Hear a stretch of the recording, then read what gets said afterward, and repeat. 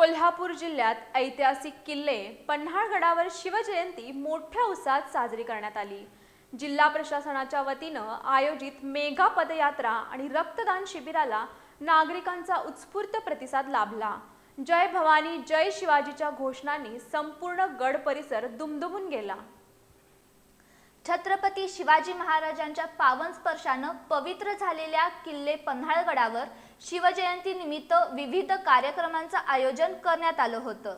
सकाळी आमदार विनय कोरे, जिल्हाधिकारी अमोल येडगे आणि पोलीस अधीक्षक योगेश कुमार गुप्ता यांनी शिवप्रतिमेचं पूजन करून अभिवादन केलं। पारंपरिक पाळणा सोहळ्यानं कार्यक्रमाची सुरुवात झाली।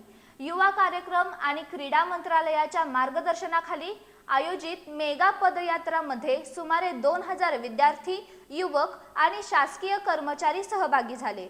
शिवमंदिरापासून मयूरबागेपर्यंत काढण्यात आलेल्या या पदयात्रेत झांज पथक, लेझिम पथक, घोडे पथक आणि एनसीसीच्या विद्यार्थ्यांनी शिस्तबद्ध संचलन करत देशभक्तीचा संदेश दिला। मयूरबागेत विद्यार्थ्यांनी सादर केलेल्या मर्दानी खेळांच्या प्रात्यक्षिकांनी उपस्थितांची मनं जिंकली।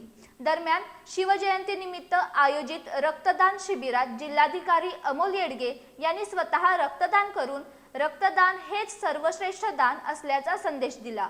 तसंच पर्यावरणपूरक गणेशोत्सव, डॉल्बी मुक्त गणेशोत्सव आणि किल्ले बांधणी स्पर्धेतील विजेत्यांचा यावेळी सन्मान करण्यात आला।